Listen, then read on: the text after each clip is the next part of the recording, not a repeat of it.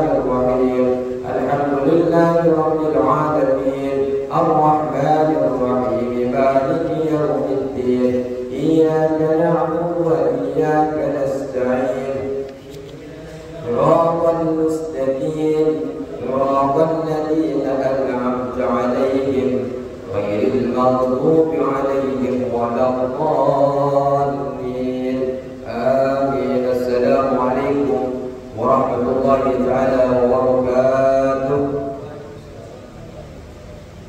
بسم الله الرحمن الرحيم الحمد لله رب العالمين والصلاة والسلام على رسول الله محمد بن عبد الله وعلى آله وصحبه أجمعين. ربنا لا علم لنا إلا ما علمتنا إنك أنت العليم الحكيم. رب اشرح لي صدري ويسر لي أمري واحلل عقدة من لساني يفقهوا قولي. أما بعد, yang kami hormati segenap para jemaah yang hadir pada malam hari ini, semoga Allah meninggikan derajat jenengan semua dengan derajat bersama para sahabat, para alim ulama. Amin ya rabbal alamin. Bismillahirrahmanirrahim. Alhamdulillah taala wa nafa'ana bi ulumihi wa madana asrarihi bi kitabih. Amin. Bismillahirrahmanirrahim. Kemarin kita sudah mengkaji dalam kitab Hidayatul Hidayah. Dalam kitab ini kita diwanti-wanti ketika kita mencari ilmu, kita dinasihati untuk mengevaluasi diri kita. Tujuan daripada kita mencari ilmu itu apa? Maksud dari kita mencari ilmu itu untuk apa? Kalau hanya untuk persaingan, kalau hanya untuk berbangga diri, kalau hanya ingin mengumpuli satu daripada yang lain, daripada teman-temannya, kalau hanya ingin menarik wajah-wajah manusia agar melihat kepada kita dan kita memiliki ilmu, atau kita tujuannya adalah untuk mengumpulkan benda-benda dunia dengan dasar ilmu itu.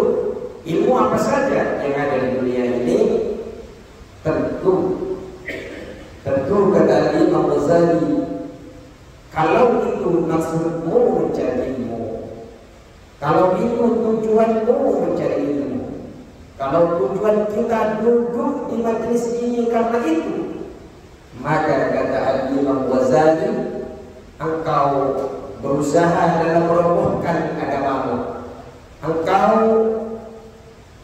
sedang berusaha membinasakan dirimu, mencelakakan dirimu. Engkau menjual akhiratmu diganti dengan dunia. Kalau itu tujuan dalam mencari ilmu, sampai diibaratkan oleh Imam Ghazali, kalau itu tujuannya dan maksudnya, maka transaksimu itu rugi, perdaganganmu itu bangkrut, dan sampai kepada gurumu yang mengajarkan kepada ilmu itu, termasuk orang yang menolong, termasuk orang yang membantu, yang mana kemaksiatan yang dilakukan oleh muridnya atas ilmu tersebut, maka setiap kemaksiatan yang dia lakukan, gurunya akan mendapatkan hisapan juga. Maka mari kita benahi. Panjenengan kalau guru di tempat masing-masing, ajak murid-muridnya benahi niat itu. Setidaknya ketika kita mengajak murid-murid kita, jamaah kita, untuk membenahi niat itu, setidaknya tanggungan kita dirapatkan di hadapan Allah Subhanahu wa taala tidak perlu benar. Hisapan daripada Allah Subhanahu wa taala tidak terlalu menakutkan. Kenapa? Karena kita sebelum mengajar kepada murid-murid, kepada jamaah, kita sudah ajak bagaimana cara berdiam mencari ilmu. Para jamaah yang dirahmati Allah Subhanahu wa taala, kita lanjutkan. Wa in kanat niyatuka wa qasduka bainaka wa bainallahi ta'ala bi talabil ilmi al-hidayah. Ini kan? Ya. Wa in kana, dan jika ada Wa in kana, dan jika ada, niyatuka, apa niatmu, niyatuka, apa niatmu, wa qasduka, dan tujuanmu, wa qasduka, dan tujuanmu, bainaka, antara kamu, wa bainallahi ta'ala, dan antara Allah Ta'ala, min talabil ilmi, dari mencari ilmu, al-hidayata, ialah mendapatkan hidayah. Wa in kana, dan jika ada, niyatuka, apa niatmu, wa qasduka, dan maksudmu, bainaka, antara kamu, wa bainallahi ta'ala, di antara Allah Subhanahu wa ta'ala, min talabil ilmi, dari mencari ilmu, al-hidayata, ialah mendapat hidayah, duna mujarrad riwayati, bukan semata-mata riwayat, semata-mata cerita. Al-Imam Ghazali mengatakan, jika niatmu dan tujuanmu antara dirimu dan Allah Ta'ala dalam menuntut ilmu adalah untuk mendapatkan petunjuk, dengan cara apa? Dengan cara engkau meniatkan mencarinya tiada lain untuk izalatal jahli an nafsika, menghilangkan kebodohan yang ada pada dirimu. Niat kita pas, kalau di kitabnya nggak ada. Jadi kalau niat kita dengan Allah Subhanahu wa ta'ala dalam mencari ilmu itu, niatnya adalah karena ingin mendapatkan hidayah dan juga karena ingin menghilangkan kebodohan daripada kita, juga ingin menghilangkan kebodohan yang ada di seluruh manusia. Di perumahan niatnya mengadakan ilmu, majelis ilmu, takut mau ada yang ingin belajar, musola nyiapin. Setelah musola nyiapin ada yang ngaji, enggak ngaji, yang enggak masalah. Yang penting adalah pengurus sudah menyiapkan hisab daripada Allah, lepas pengurus itu. Tapi kalau ada yang bodoh, ada yang tidak kenal agama di suatu tempat, tapi ulamanya, wakil daripada ulamanya yang dipercaya oleh masyarakat, pengurus-pengurus musallanya, kemudian tidak menyiapkan majelis ilmu, kelak ditanya oleh Allah, kenapa lingkunganmu tidak mengenalku?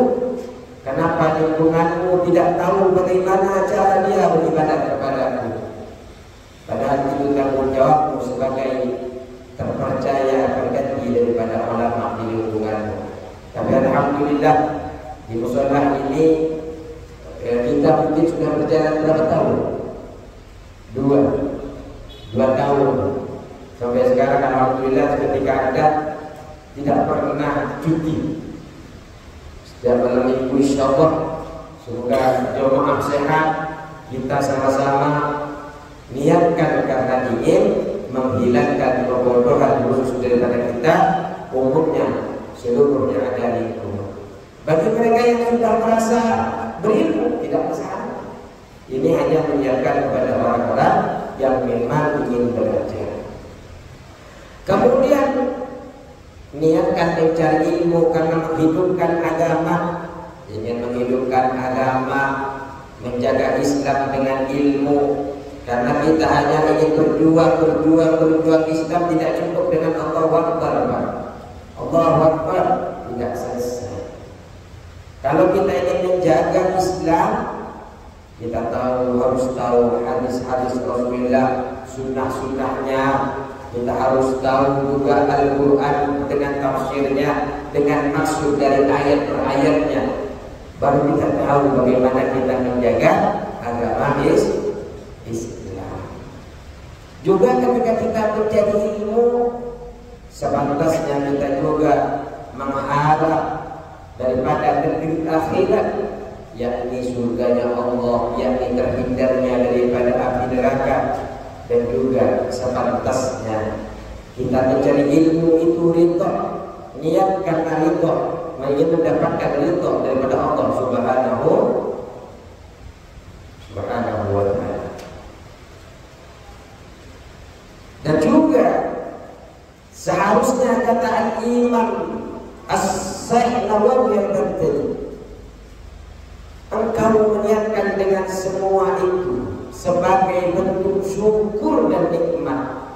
Kenapa?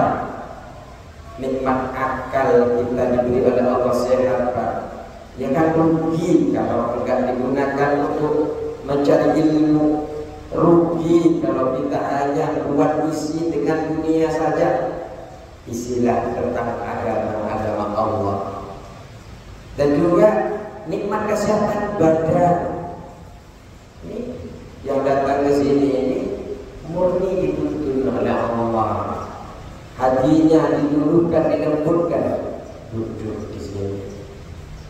Banyak yang sangat, cuma belum tentu mau, apalagi nggak ada mobilnya. Ya, cuma saya yang ada tehnya.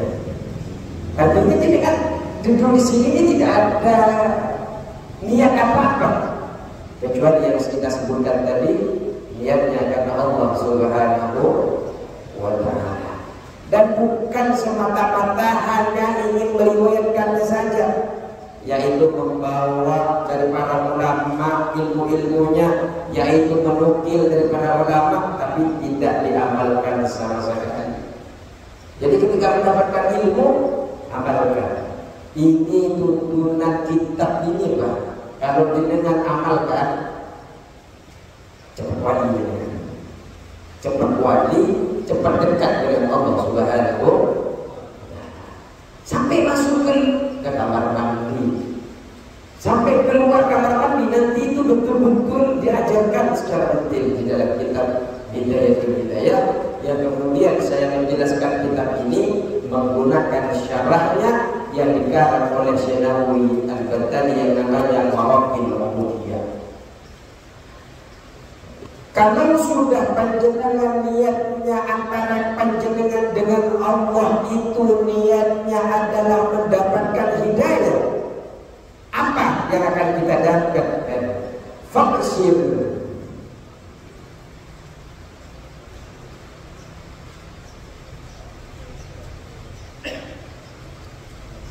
Fabshir maka bergembiralah. Fabshir maka bergembiralah engkau. Fabshir maka bergembiralah engkau. Fabshir maka bergembiralah engkau. Fa innal malaikata maka sesungguhnya malaikat. Fa'idal malaikat maka sesungguhnya para malaikat tabsutu membentangkan siapa malaikat, tabsutu membentangkan siapa malaikat, tabsutu membentangkan siapa malaikat laka untukmu ajnihataha pada sayap-sayapnya malaikat. Ajnihataha pada sayap-sayapnya malaikat. Fa'abshir maka berbahagialah engkau. Fa'inal malaikata maka sesungguhnya malaikat tabsutu membentangkan siapa malaikat laka untukmu ajnihataha pada sayap-sayapnya malaikat. Idza masyaita apabila engkau berjalan. Idza masyaita apabila engkau berjalan. Ketika niatmu itu karena ingin mendapatkan hidayah di dalam mencari ilmu, kata Syekh Al-Hujjatul Islam Al-Imam Ghazali, maka bergembiralah kalian, gembiralah engkau, karena para malaikat membentangkan sayap-sayapnya untuk panjenengan. Untuk apa membentangkan para malaikat pada sayap-sayapnya? Untuk sebagai bentuk ridho terhadap yang panjenengan tuntut, terhadap ridho yang panjenengan cari. Apa yang panjenengan cari? Ilmu. Ridho malaikat, senang malaikat, sehingga bentangkan itu sayap-sayapnya.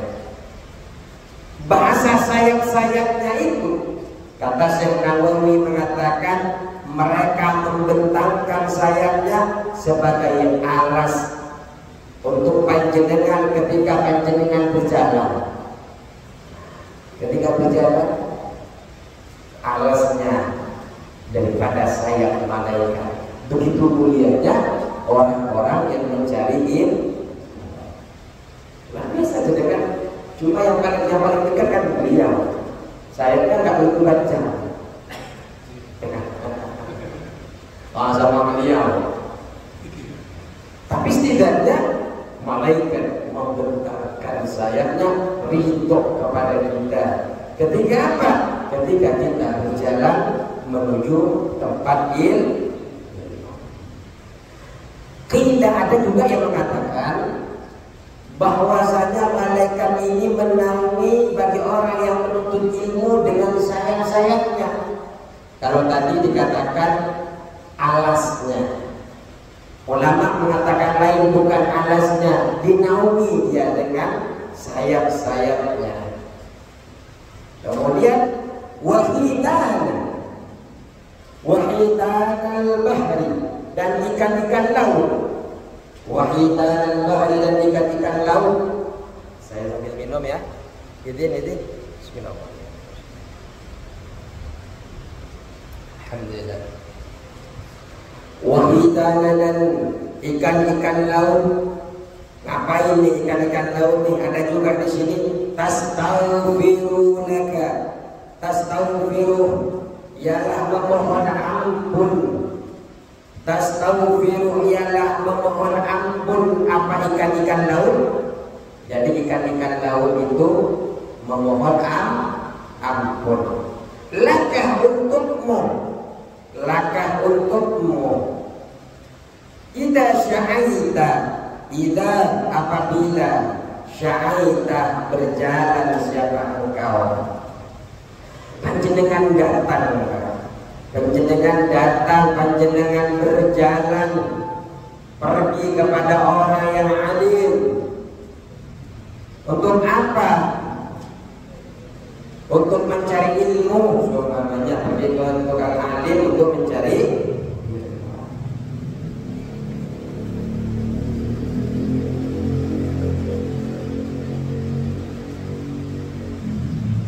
Ini sangat dimuliakan. Sampai ikan-ikan yang di lautan saja memohon ampunan kepada orang-orang yang berjalan. Cuma kebetulan kita ada di daratan, ya mungkin kalau ada belur-belur di sini, minimal ada belur-belur, ada ikan kecil-kecil, memintakan ampunan terus kepada orang yang mencari ilmu. Kenapa? Karena baiknya keadaan bagi orang yang mencari ilmu. Karena orang yang mencari ilmu ini yang kemudian nanti itu menjadi orang yang alim, menjadi orang yang berpengetahuan, kemudian disampaikan tentang ilmu-ilmu syariat kepada orang lain. Setidaknya mereka akan mengamalkan sendiri ilmu syariat itu. Tapi kalau panjenengan tidak tahu ilmu, tidak tahu bagaimana caranya kita bersyariat, menjalankan syariat Islam ini. Di antaranya adalah menurut Imam Al-Azizi dijelaskan bahwasanya orang-orang menyiksa hewan adalah haram, menyiksa binatang adalah haram. Ini agama, sehingga tidak tahu, mau nyiksa yang tidak ada, yang tidak mengganggu kepada kita, kita mau bunuh, kecuali hewan-hewan yang diperkenankan untuk dibunuh seperti cicak dan lainnya. Tapi kalau hewan-hewan semut apa tidak mengganggu kita, ada istilah di dalam akhlak itu arifku bil hayawan, akhlak kasih sayang terhadap hewan itu ada dalam Islam. Orang bisa kasih sayang, bisa cinta, bisa tahu bahwa menyakiti hewan itu haram. Islam yang mengajarkan. Kalau kita tidak belajar ilmu, ya tidak tahu bahwa sebenarnya menyakiti hewan itu hukumnya ada tanda-tanda niat yang kita lakukan dalam mencari ilmu itu sudah benar. Ada tanda-tandanya. Di antaranya adalah panjenengan lebih menyukai mencari ilmu dalam keadaan sepi daripada banyak orang, daripada di hadapan orang. Jenengan walaupun di sini ada 2 orang, ada 3 orang, tapi senang. Senang daripada jenengan pergi ke ada kan kayak acara-acara televisi itu kan banyak biasanya Pak. Kalau di alun-alun paling depan. Kalau jenengan yang sepi-sepi begini senang, kalau banyak kan wajar senang Pak. Rame punya teman sambil begini apa kopinya yang susu 3 mesen susu. Sini cuma air putih sama ketua DKM. Tapi senang. Kalau senang seperti itu ketika panjenengan ngaji lagi sepi, mau 2 orang, 1 orang, 3 orang, apalagi alhamdulillah banyak, itu sudah tandanya panjenengan niatnya sudah benar. Pertama. Kemudian panjenengan ini tidak membedakan antara terungkapnya kebenaran itu melalui lisan panjenengan atau melalui lisan orang lain. Panjenengan ini ketika ada sesuatu masalah, jenengan tahu itu masalah bisa panjenengan selesaikan, tapi orang lain yang menyelesaikan, jenengan tidak sakit hati. Padahal jenengan yang wewenang untuk bisa putusin, jenengan yang punya hak untuk menyelesaikan, tidak apa-apa. Dia juga berilmu, dia juga cara memutusinnya benar, dia caranya apa-apa, tidak sakit hati. Tidak ada bedanya antara saya dan dia, sama-sama melayani umat. Ada yang sakit hati gara-gara dia yang ngasih fatwa diterima oleh masyarakat, dia enggak, akhirnya sakit hati. Kalau sakit hati niatnya tidak benar dalam menuntut. Tapi kalau panjenengan senang, malah senang, umat terlayani, niatnya tanda-tandanya niatnya sudah benar.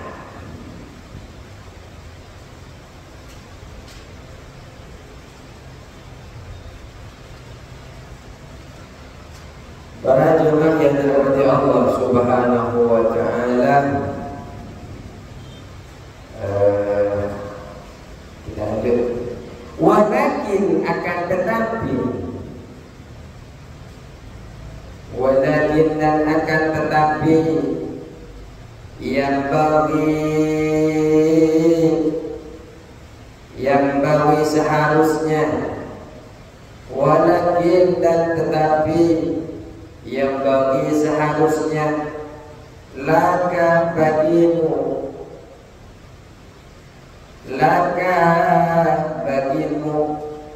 al-ta'lama apa harus tahu kamu, atau al-ta'lama harus tahu, kamu harus tahu. Walakin tetapi yang bagi seharusnya, laka bagimu al-ta'lama kamu harus tahu, atau harus tahu siapa kamu. Boleh sama-sama kamu, bedanya kamu di depan, satunya kamu di belakang. Kamu harus tahu atau harus tahu kamu qabla kulli syai'in, sebelum tiap-tiap sesuatu, qabla syai'in, sebelum tiap-tiap sesuatu.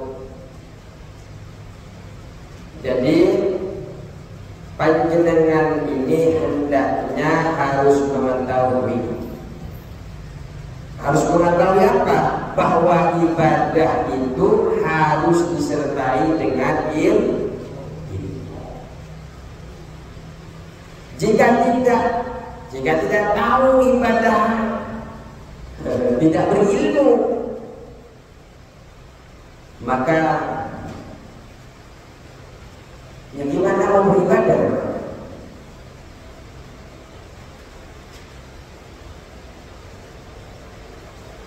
Kata Syekh Nawawi, ibadah itu harus disertai dengan ilmu. Kalau seumpamanya tidak disertai ilmu, maka ilmu itu akan menjadi debu yang berterbangan. Kalau ilmunya nggak dipakai untuk sholat ilmu, disia-sia. Sampai diibaratkan oleh Syekh Nawawi Al-Badali, ilmu itu seperti pohon, ibadah itu seperti buah. Jadi ilmu itu seperti pohon, ibadah itu seperti buah dari pohon itu.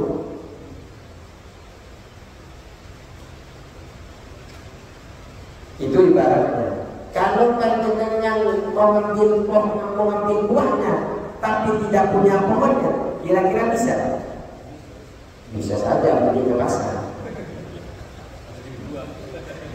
Tapi kan juga dari pohon. Mau yang di pasar-pasar mana? Artinya mau beli yang di pasar bisa, mau tak beli ya bisa. Tapi itu juga dari pohon. Nah, kemudian ilmu itu yang kemudian berbuah menjadi ibadah, jadi sholat, jadi zakat, jadi dan sebagainya. Maka wajib kepada kita semua ini pertama kali itu diantaranya adalah mengenal Allah Subhanahu wa Ta'ala.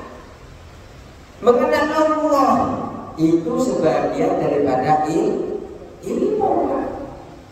Kalau tidak punya ilmu, gimana kita bisa kenal Allah? Siapa Allah? Ya, wajib kita punya Allah. Pertama kali itu kenal Allah kepada Allah yang kita sembah. Kemudian setelah kenal dengan Allah, ini Ustaz kan kasih kabar dengan bahwa ada namanya Allah, ada namanya Rasul yang diutus oleh Allah, namanya Nabi Muhammad.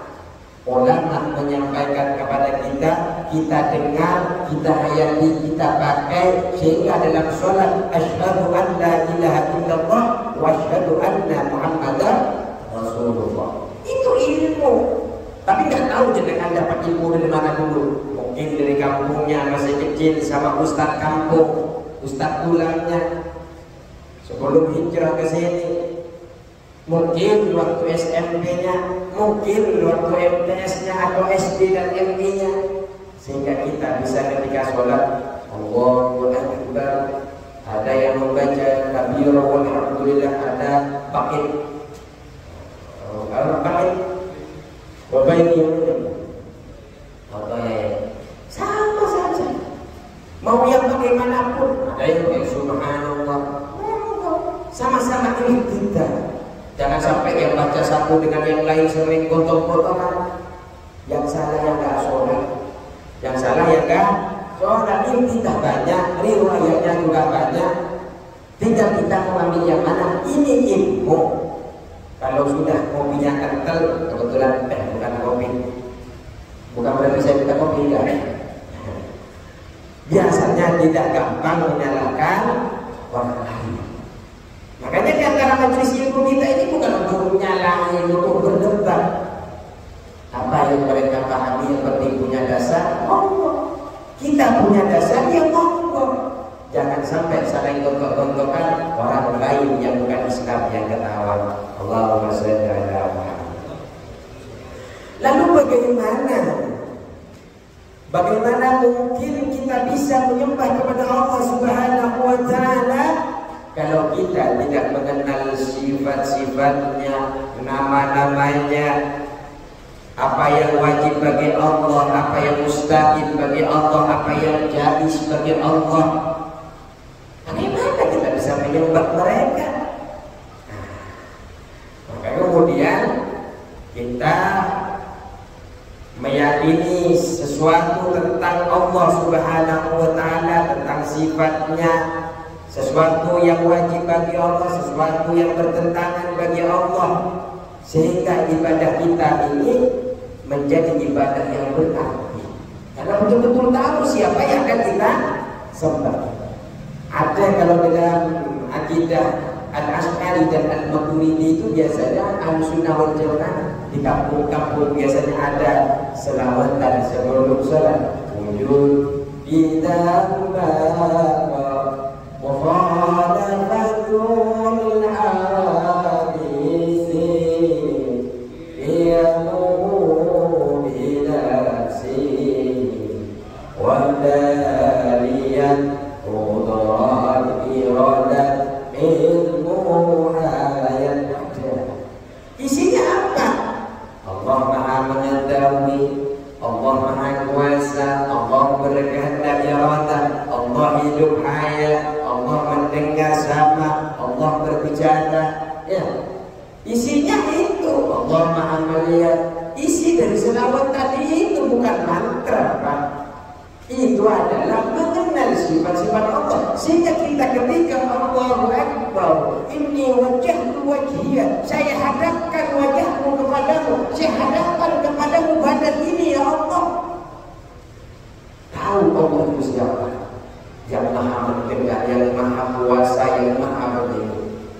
Kalau kita tidak tahu sifatnya, Allah pokoknya saya nyembah Engkau ya Allah, nggak tahu seperti apa Engkau, mau punya tangan nggak punya tangan, pokoknya saya nggak urusan.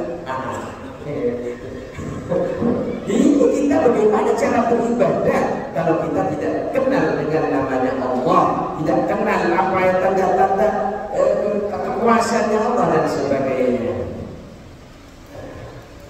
Makanya kemudian kita juga mengenal tentang utusan-utusan Allah, tentang agama Islam ini, tentang Sayyidina Nabi Muhammad sallallahu alaihi wasallam yang membawa hukum-hukum, ya, membawa syariat. Kita kenal itu ilmu, itu ilmu. Kita juga kenal tentang akhirat, ada mizan, ada padang mahsyar, ada hisab, ada siratal mustaqim, ada jannatul firdaus, ada neraka jahannam. Dari mana kita tahu? Kita belajar, walaupun hanya Jibril masuk itu ilmu, itu ilmu. Kita tahu beban kita dan sebagainya. Ayo kita lanjut. Lalu anta'lama qabla kulli syai'. Anta'lama, kamu itu harus tahu sebelum setiap sesuatu, sebelum tiap-tiap sesuatu. Apa yang harus diketahui? Jadi sesuatu, setiap amal yang dituntut di dalam syariah yang ditaklifkan kepada kita, kita harus tahu, Pak. Puasa apa puasa harus tahu, sholat itu harus tahu, salam harus tahu, iktidal harus tahu, rukun harus tahu. Pokoknya Ustaz kalau imamnya bangun, saya bangun, Pak Ustaz. Nggak tahu namanya Pak Ustaz. Kalau begitu Pak, harus cari tahu. Kenapa? Anta allama qabla kulli syai'. Harus tahu amal-amal yang ditaklifkan, yang dituntut kepada kita, harus tahu. Harus tahu terhadap apa? Annal hidayah, bahwasanya hidayah. Annal hidayah, bahwasanya sesungguhnya hidayah, bahwasanya hidayah. Allati rupanya hidayah. Jadi allati itu yang isinya hidayah. Hiya, adapun hidayah adalah, ini kata bahasa Indonesia. Hiya, hidayah adalah zamratul ilmi, ialah buah ilmu. Jadi hidayah itu zamratul ilmi. Hidayah itu adalah buah daripada ilmu. Laha, ialah bagi hidayah, bidayatun, ada permulaannya. Jadi ilmu hidayah itu adalah buah daripada ilmu. Karena kita membaca tentang Allah, membaca tentang sejarah Rasulullah, mentadabburi Al-Quran, kemudian kita merasa benar Islam, sehingga dapat hidayah. Pak, kita ini jangan kalah dengan muslim. Al-Quran itu pertama kali turun ke muslim apa turun ke non-muslim? Yang beriman pada saat itu kebanyakan hanya Rasulullah pertama, kedua Siddiq, ketiga memang dari Quraisy dan Madinah itu Abu Bakar, Umar waktu itu. Abu Bakar kan sebelumnya juga non-muslim. Umar bin Khattab juga non-muslim. Tapi kehebatan Al-Quran yang mana dia non-muslim, kemudian dia mengimani karena tahu kebenaran Al-Quran. Dan kita pas sudah dengar Al-Quran abad mulai kecil, Pak. Masa nggak ada getaran? Innamal mu'minuna alladzina idza dzukira Allahu wajilat qulubuhum wa idza tuliyat, ketika dibaca ayatuhu, ayat-ayatnya Allah, zadatuhum imana, bertambah imanan. Kayaknya tarawih sana ngaji ketika di Ramadan, tapi sana aja nongkrong ngopi nggak ada efeknya. Sedangkan umat muslim pada masa itu Abu Bakar ingin membunuh Nabi Muhammad SAW dengan bacaan Al-Quran, luluh hatinya. Padahal Umar bin Khattab kerasnya manusia pada saat itu, sampai di pesantren itu Pak, ingin musir jin ditulis Umar bin Khattab. Sampai lemari kita biar tidak kena tuyul Umar bin Khattab. Tapi kena Al-Quran luluh, Khalid bin Walid luluh. Al-Quran masuk ke seluruh muslim. Imannya masuk kemudian masuk Islam. Dan kita mulai kecil sudah dicari Islam. Selawatan tiap hari di musola di daerah-daerah masing-masing. Dengan Al-Quran tidak bertambah. Bukan dengan saya sendiri, Pak.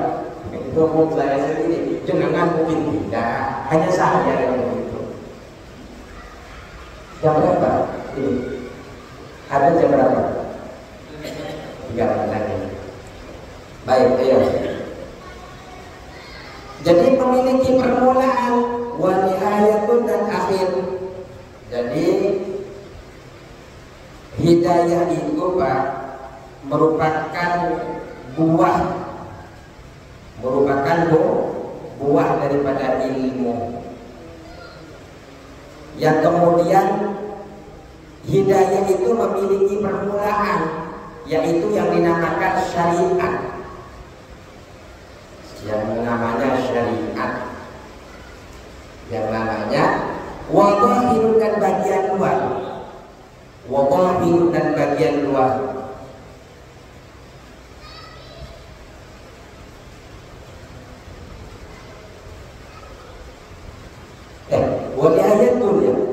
Walihayatun dan akhir. Jadi kita ini pun hidayah ini memiliki yang namanya awalan, yang namanya akhir. Yang namanya akhir, kalau awalan dinamakan syariat dan thariqat, kalau akhir adalah namanya hakikat, kata Nawawi 7. Nihayat 7. Ketika panjenengan syariat dikerjakan, ketika thariqah dikerjakan, maka akan mendapatkan hakikat. Begini, amal itu kalau menurut Imam Ibnu Ajibah di dalam kitab Ijazahul Himam, amal itu terbagi 3. Di dalam syarah hikam amal itu terbagi di amal itu apa? Harakatul qalbi al jismi amal. Bergeraknya badan, bergeraknya hati namanya amal. Jenengan megang teh, megang air, ini kan gerak, Pak. Namanya amal. Jenengan sholat amal, setiap gerak itu dihisab. Hatinya bergerak, Ustaz ini sedikit-sedikit minum, Ustaz ini tetangga ini, geraknya hati juga gerak sedikit saja, namanya amal itu dibagi menjadi 3. Ada namanya amal syariat, Ada namanya amal thariqat, ada namanya amal hakikat. Kalau menurut Ibnu Hajar nanti penjelasannya juga banyak di sini. Kalau amal syariat itu ada di islahil jawari, untuk membersihkan badan luar. Badan luar ini adalah amal syariat. Dengan cara apa? Dengan cara taubat, dengan cara takwa, dengan cara istiqomah, dengan taubat. Taubat itu bukan hanya untuk orang yang bermaksiat, orang yang masih melakukan makruh. Taubat dari makruhnya, ya tak ada ustaz pun tak taubat dari makruhnya, masih demi. Ya tapi mungkin pada saat itu taubat. Artinya taubat itu bukan berarti bermaksiat, tidak. Hanya saja ingin cepat-cepat dekat dengan Allah terus. Artinya biasanya cuma kan beda. Begininya Ustaz Kiai kan Allah. Tapi tidak perlu dengan begini ya. Tidak. Biar Ustaznya saja. Kemudian yang dengan setelah dengan taubat, yang kedua adalah takwa. Takwa adalah intisan wa wa'ida wa ijtinabun nawawi. Melakukan perintah Allah, menjauhi larangan. Tapi setelah panjenengan bertakwa, panjenengan pertahankan takwanya, taubatnya, yang kemudian namanya istiqomah. Itu syariat. Sholat harus istiqomah, zakatnya istiqomah. Ketika jenengan selesai dengan syariat itu, jenengan lanjutkan dengan thariqah, pembersihan islahil qulub, pembersihan hatinya yang kurang bagus, dengan cara ikhlas, dengan cara tasdik, dengan cara doa.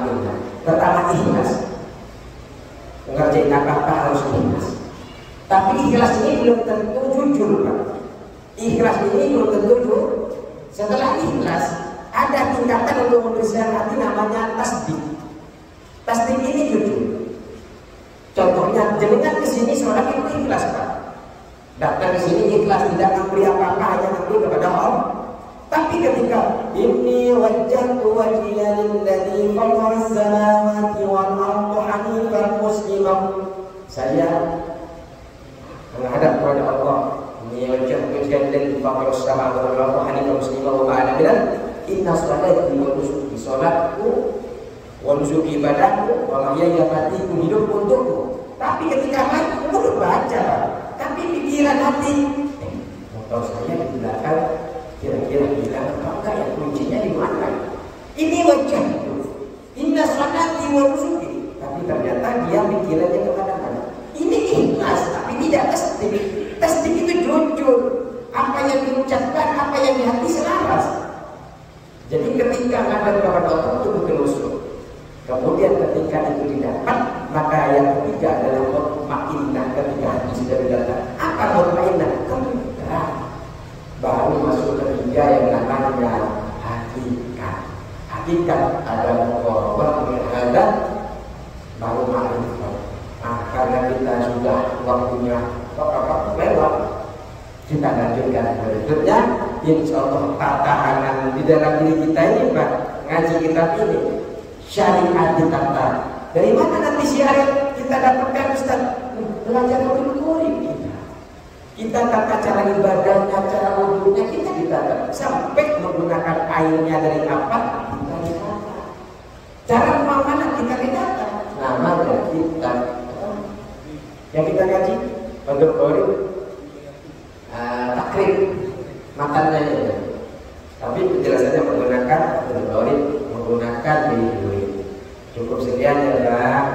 Semoga sehat selalu. Insya Allah. Tambahan dikit ya, wadhahirun wa batinun, wadhahirun dan bagian luar, wa batinun dan bagian dalam. Jadi hidayah memiliki awalan, memiliki puncak, akhir, dan juga bagian luar dan bagian dalam. Nanti kita akan lanjutkan di minggu berikutnya. Wallahul muwaffiq ila aqwamit thoriq. Wassalamualaikum warahmatullahi wabarakatuh.